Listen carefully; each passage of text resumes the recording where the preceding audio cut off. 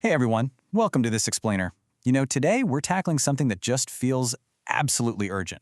If you've spent literally any time on the internet lately, you know exactly what I'm talking about.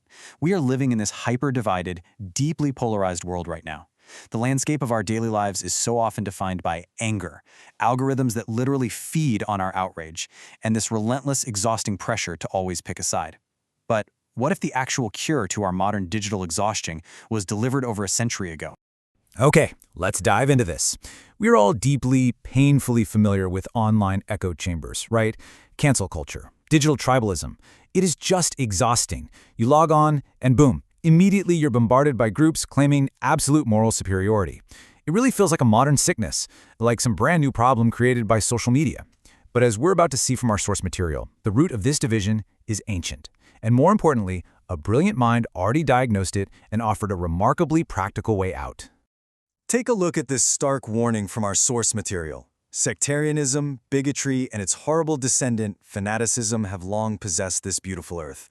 Wow, it sounds like it could have been tweeted yesterday about our own social media feeds, doesn't it? These forces have historically filled the earth with violence and sent whole nations into absolute despair. The source material reveals that this is the exact same pathology driving our modern divisions today. Section 1. Chicago, 1893. So, enter our protagonist for this explainer, Swami Vivekananda. He was a Hindu monk from India, and our texts describe him as this yellow-clad wanderer who stepped up onto the platform of the world's parliament of religions and basically became this brilliant flashpoint, a confluence between two immense rivers of thought. On one side, you had the young, turbulent, eager Western mind, and on the other, the deep, ancient, calm ocean of Eastern spiritual development. Let's briefly ground ourselves in the timeline here.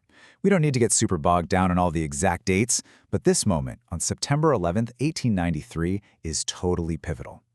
Amidst this massive, loud global gathering where, honestly, a lot of people were just eager to prove their specific creed was the absolute best, Vivekananda's voice was completely disruptive. He didn't stand up to argue. He stood up to diagnose the illness of a divided world and offer a truly revolutionary path forward. Section 2. The Disease of Sectarianism. This brings us to the specific pathology Vivekananda identified, which perfectly mirrors the toxic arguments we see online every single day.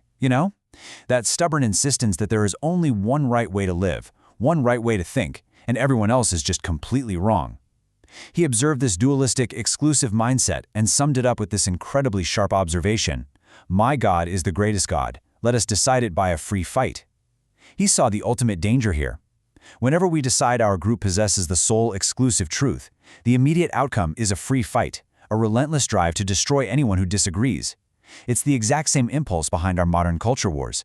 So, the crucial point he makes is this. As soon as a man stands up and says he is right and all others are wrong, he is himself all wrong. Think about that. Vivekananda argues that the very act of condemning everyone else literally cuts you off from the truth. By trapping yourself in this tiny box of superiority, you basically halt your own growth and make any true human unity impossible. Section 3. Acceptance over toleration. Now, what's really interesting about this slide is the massive distinction it makes. We're going to challenge a word that modern society absolutely loves to throw around as a buzzword for peace: toleration. Vivekananda completely rejected it. Why? Because toleration is actually kind of a hidden form of arrogance. It basically says, hey, I'm right, you are totally wrong, but I'll graciously let you exist. It's condescending, right? It implies superiority. Vivekananda argues that the true cure isn't toleration, it's radical acceptance. It's the profound recognition that all sincere paths to finding truth are valid and entirely necessary. To explain this, he uses this incredibly beautiful visual metaphor in our source text. He doesn't say we should just throw away our differences and become some identical monolith. No way. Instead, he speaks of gathering all these different religions and perspectives like flowers and binding them with the twine of love to make a wonderful bouquet. The variety is actually what makes it beautiful. If one religion or truth is valid, all others must be valid adaptations of that exact same universal light. Section 4. Rivers to one ocean. And this brilliantly illustrates the concept. To make this huge philosophical shift more accessible, Vivekananda used these really grounded metaphors. Imagine a lake that represents universal truth. People come to fetch water. One brings a cup, another a jar, maybe another brings a giant, overpriced Stanley tumbler. When they dip into the lake, the water naturally takes the form of the vessel. The water is the exact same truth, but the different vessels represent our individual backgrounds, our cultures, our life experiences. We're all holding the same water, just in different shapes. He takes it even further with this rapid sequence. Just picture a seed planted in the ground. It uses the earth, the air, the water all around it. But does that seed suddenly become dirt or become water? No, of course not. It assimilates those universal elements according to its own internal law of growth, and it becomes a totally unique plant. This proves that unity doesn't mean becoming exactly like someone else. True harmony is actually growing your own fierce individuality while peacefully taking in universal truths. Which brings us to his famous little anecdote about the frog in the well.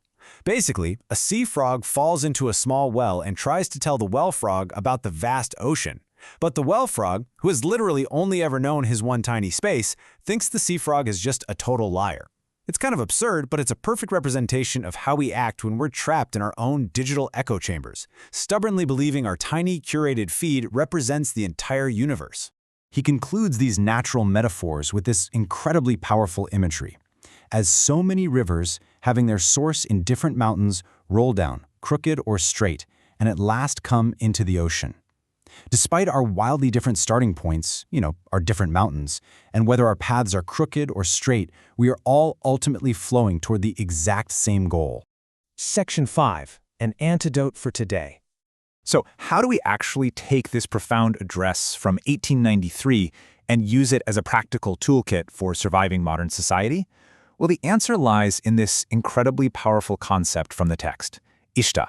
It's defined as the absolute right of each soul to choose its own path. It's recognizing that, hey, your way is perfectly good for you, but my way is good for me. Honestly, this is like the ultimate mindset for today's generation. It fiercely protects your own individuality while simultaneously demanding absolute universal respect for everyone else's unique journey. No forcing, no canceling, just pure mutual respect. Let's move to her and see how this builds into a complete worldview. That which exists is one. Sages call it by various names. This ancient, grand truth is literally the foundational bedrock for national and global harmony. Because once you truly internalize that we are all just using different names for the exact same fundamental human struggles and truths, the desire to attack someone just for their differing name completely dissolves. At the close of his address to the Parliament, Vivekananda stacked 3 profound principles that he insisted must be written on the banner of every ideology. The first is, help and not fight. Imagine if, instead of logging on just to destroy a perceived opponent, our baseline instinct was to stretch out a helping hand, or, at the very least, just quietly fold our hands and let them go their own way. The second principle on that banner is assimilation and not destruction. And man, this is the ultimate counter-argument to toxic cancel culture. We absolutely do not achieve a better society by destroying everything we disagree with.